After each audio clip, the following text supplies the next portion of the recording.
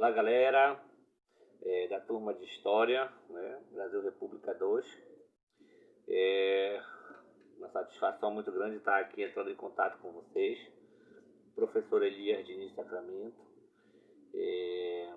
professor dessa faculdade, acho que já nos conhecemos. Estou aqui da minha casa, organizando esse vídeo para enviar para vocês, para a gente, de fato, iniciar um diálogo por aqui, né, sobre a disciplina que nos foi proposta, né, uma disciplina que, de certa forma, ela foi dividida entre eu e o professor Ivo. Não sei se eu continuarei depois do dia 21. Acho que o professor Ivo vai trabalhar com ela, porque acho que na sequência tem uma disciplina medieval para trabalhar com outra turma. E aí, nesse sentido, então, a gente vai dar andamento aqui, né, em algumas questões que são, acho, pertinentes, né, para essa questão do aprendizado, né, do conhecimento, da sabedoria. O curso de História nada mais é do que isso, né? O tempo todo a gente está, de certa forma, em busca desse processo aí, né? A formação ela se dá muito nesse sentido. Então, em tempos que nós estamos trabalhando no sentido de remoto, né, não tem outra alternativa a não ser a gente estar veiculando as informações através dessas mídias aqui, né? Esse aqui é meu filhotinho chamado Miguel Raoni, que está aqui, não está desgrudando de mim agora. São 4 filhotes que tenho. E esse aqui é meu caçula, ele está aqui comigo nesse momento agora. Daqui a pouco acho que deve querer fugir. Mas então, sobre a disciplina Brasil República 2, né? Até ia dar uma olhada lá no plano, né, da Faculdade de História, para a gente ver realmente como que está realmente dividido essa proposta, né, de Amazônia Republicana. Se é só duas, realmente, se são só três.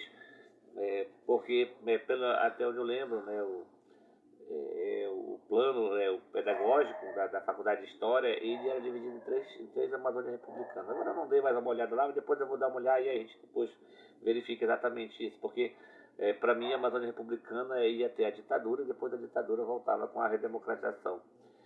Pelo que eu estou vendo aqui com a proposta que que organizamos, ela está indo, né, essa Amazônia Republicana 2 está indo praticamente até o fim do século XX. Então, esse é um detalhe isso daí, tá certo? É, mas nesse sentido, de modo geral, como vocês trabalharam a Amazônia Republicana 1, e o nome já diz, né, Amazônia Republicana, e aí é a construção no processo de república que se dá no Brasil, né, depois do fim do Império, e aí é um outro, de certa forma, modelo político que é criado, que é instalado, né, nós temos, vamos dizer assim, um novo formato de vida social no país, né, uma outra forma de governo que se inicia. E aí essa primeira república, né, vocês devem ter visto, né, vocês viram, é uma república que é consolidada num modelo, né, republicano, de base norte-americana, né, os 1780 e alguma coisa, dos Estados Unidos, e aqui é 1789, né, que se dá essa construção. Mas essa primeira república com mais de 30 anos aproximadamente, é uma república que ela é baseada num modelo da parte do sul dos Estados Unidos, né, uma república que é de um modelo arcaico, atrasado, muda-se de certa forma o regime político, mas não muda a concepção, a percepção de estrutura social, econômica, né? A política mudou, o formato mudou, mas os bastidores permaneceram os mesmos.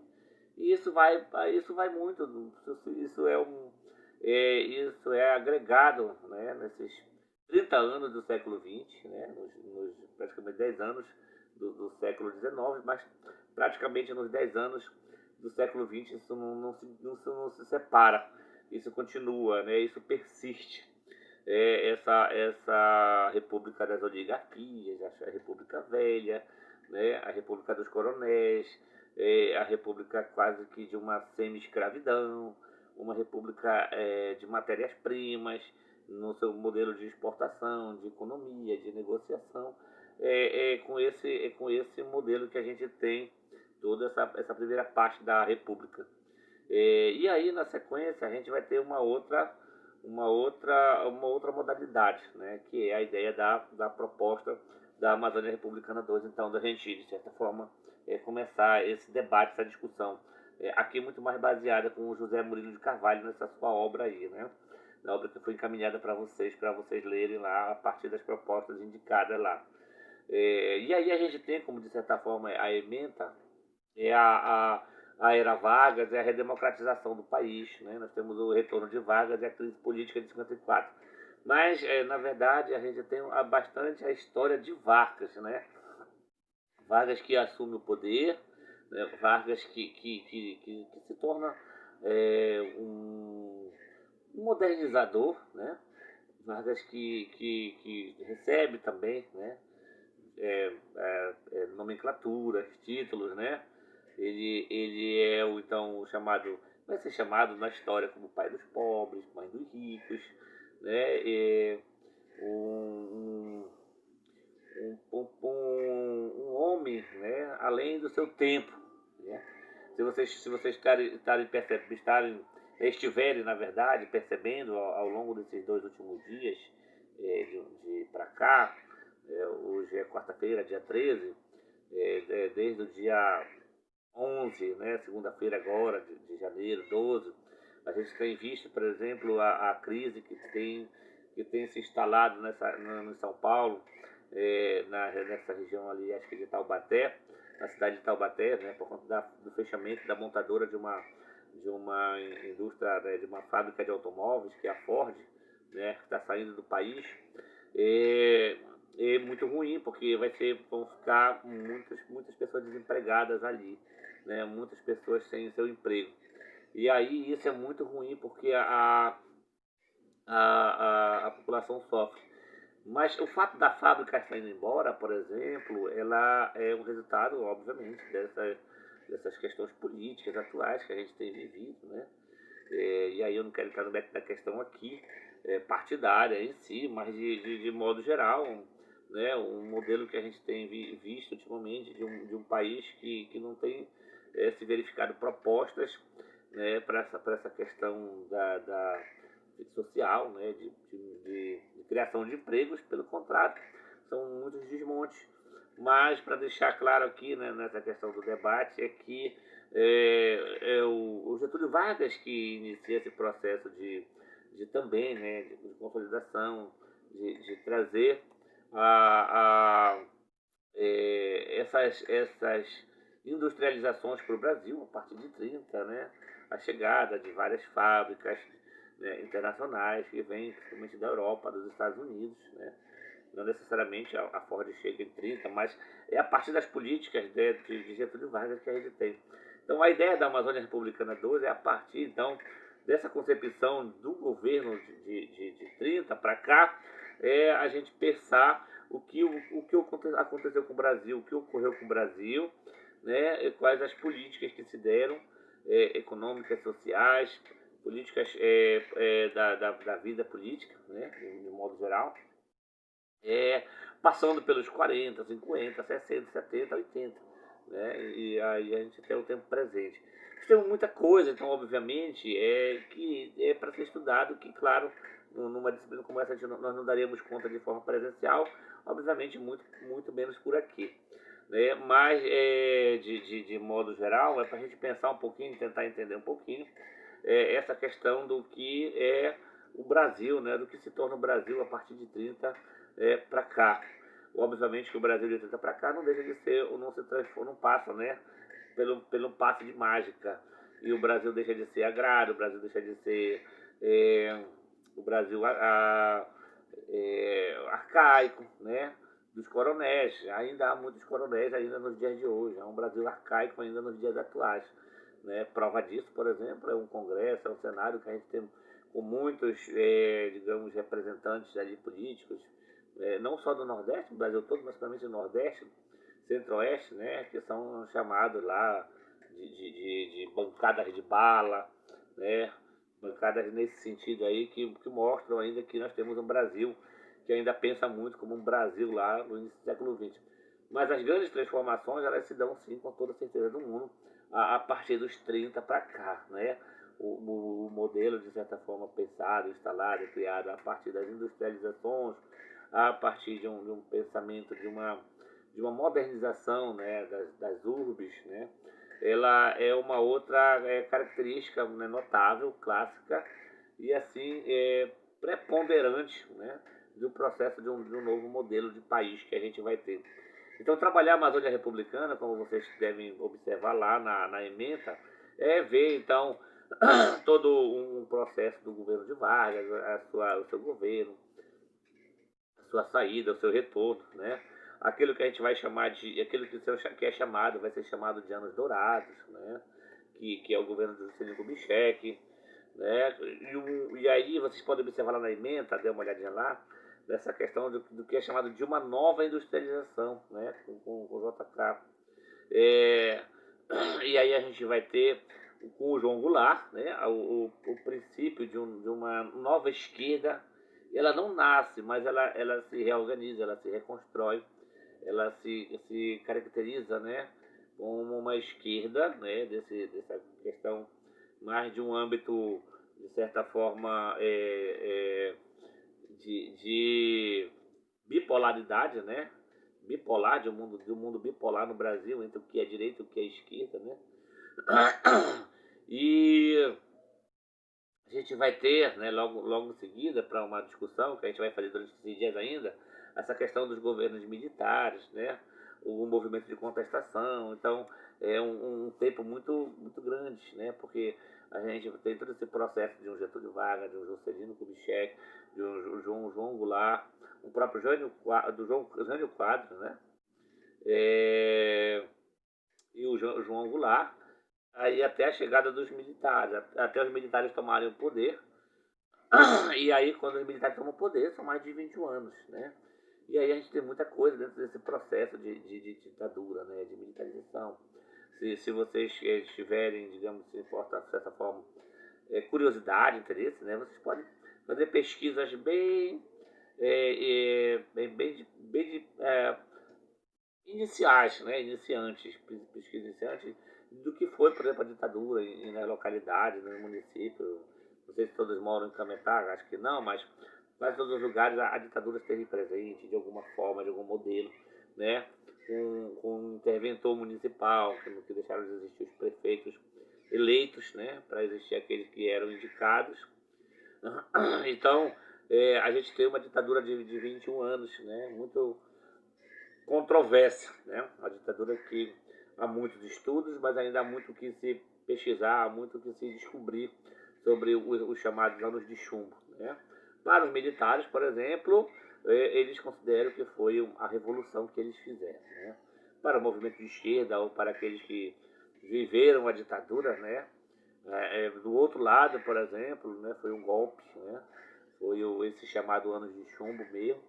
E isso tudo, por exemplo, desencadeou em grandes consequências, né, de modo geral, para esses envolvidos que sofreram as perseguições, sofreram torturas, os contrários ao regime, por exemplo. Né?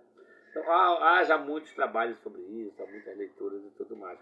E quando a gente tem o processo de redemocratização em 85, com as eleições indiretas de José Sarney para presidente da República, né, que quem é escolhido, não é eleito, mas quem é escolhido é o Tancredo Neves, né, e todos nós conhecemos a história do que acontece, né, e ele morre, né, tem um problema de saúde, houve muitos bastidores na época lá, né, tudo mais, e de certa forma, né, no período da década de 80, 90, e do início do século XXI, a gente não tinha essa revolução da tecnologia, das mídias, né? Hoje todos nós sabemos assim o quanto uma questão, né, ela pode ser problemática, pode ser complexa, pode ser até às vezes dolorosa. As pessoas às vezes transformam isso em caricatura, transformam isso naquilo que é o moderníssimo de hoje, que são os memes, né? Então, a morte do Tancredo Neves, por exemplo, se houvesse, sei lá, claro que a mentalidade era outra, o tempo era outro, não sei o que faria, né? Mas o Tancredo Neves, por exemplo, se vocês procurarem na internet, vocês vão achar, por exemplo, uma foto, né, que ela foi divulgada somente depois. Uma foto em que mostrava lá, né, que o Tancredo Neves estava entre dois, acho que era dois médicos, alguma coisa parecida. E aí os médicos diziam que o Tancredo Neves estava muito bem de saúde, né? Na verdade, o Tancredo Neves estava praticamente já, né, já em estado já de morte, né? Então, é uma foto que ela é assim, como a gente chama hoje, icônica, né? É uma foto que ela assim, foi feita, como é que se diz no ditado popular, uma montagem, né? Uma forçação de barra. E aí, isso, por exemplo, teve, como é que eu poderia dizer assim, né? Consequências só futuras, né? Porque na época não existia, como já mencionei, né? Toda essa tecnologia de mídias, de divulgação, né? Raríssimas, raríssimas pessoas no interior, principalmente, tinham televisão. Na cidade, nem todo mundo tinha televisão também para assistir os jornais da época, os jornais já considerados chamados jornais hoje, os jornais diários, né? Das grandes mídias, já que obviamente, nos anos 80 já tínhamos as bandas da vida, já tínhamos os SBT, as Globos, né, as manchetes, e obviamente por lá já tinham esses telejornais. Então, o que era divulgado se passava muito como verdade, né? Obviamente que hoje que não. Né? Hoje uma imagem, quando ela é colocada, ou algo quando acontece, a gente vai lá, ou as pessoas, principalmente as pessoas que têm interesse, vão lá e vasculham e investigam, né? Verificam de todos os ângulos para saber se aquilo tem fundo de verdade ou não, né? Então, só para ter uma ideia nesse sentido do que foi, vamos dizer assim, o início da redemocratização, né? Com tentativas de enganar, né? De modo geral, a população brasileira, né?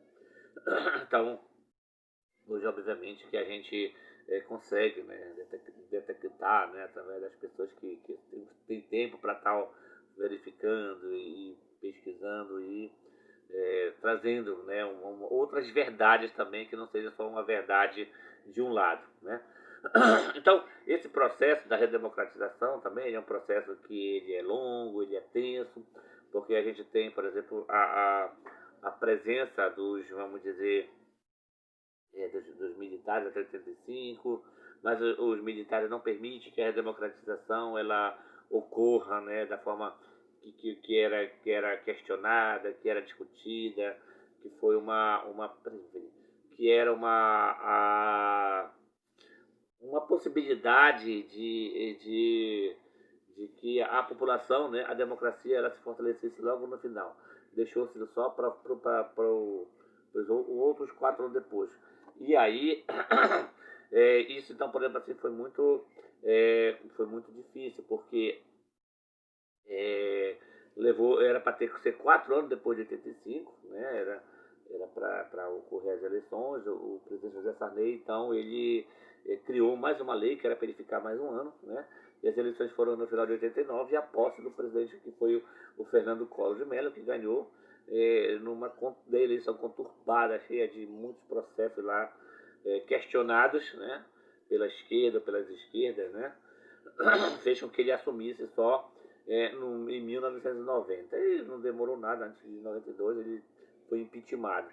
Então, a gente tem uma história do Brasil que ela é uma história muito complexa até os dias de hoje, né? A gente não vai entrar no mérito da questão do tempo mais recente, do tempo mais presente, porque nós temos muita coisa para discutir, muita coisa para debater, certo? E aí, então, esse primeiro momento, eu queria muito deixar claro para vocês um pouco isso, desde essa apresentação mais geral. No segundo momento, eu vou estar encaminhando um novo vídeo para vocês, onde eu vou estar falando um pouco mais da questão da disciplina, com os pontos que são mais importantes para a gente, digamos, estar percebendo.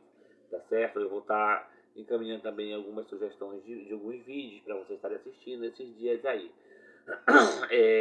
Amanhã, quinta-feira, eu vou estar ausente, né, o dia todo, à noite, que eu estou indo buscar minha mãe em Moju, tá bom? Mas eu vou estar gravando um outro vídeo para explicar um pouquinho melhor essa questão da proposta da discussão com José Murilo de Carvalho, para a gente ficar um pouquinho mais, de certa forma, claro. Eu gostaria muito que as dúvidas que vocês tiverem, já de certa forma inicial, vocês possam começar ou questionar por aqui, ou perguntar pelo WhatsApp ou por aqui, tá bom? Vocês podem mandar uma mensagem perguntando, uma pergunta de escrita, e aí eu vou responder, tá? Posso não responder logo imediatamente, mas eu vou estar respondendo para vocês, tá bom? É isso daí, então. A gente vai se falando, eu vou apresentar outro vídeo para vocês sobre essa questão da temática aí, tá bom? É isso, um abraço, boa Tchau. noite.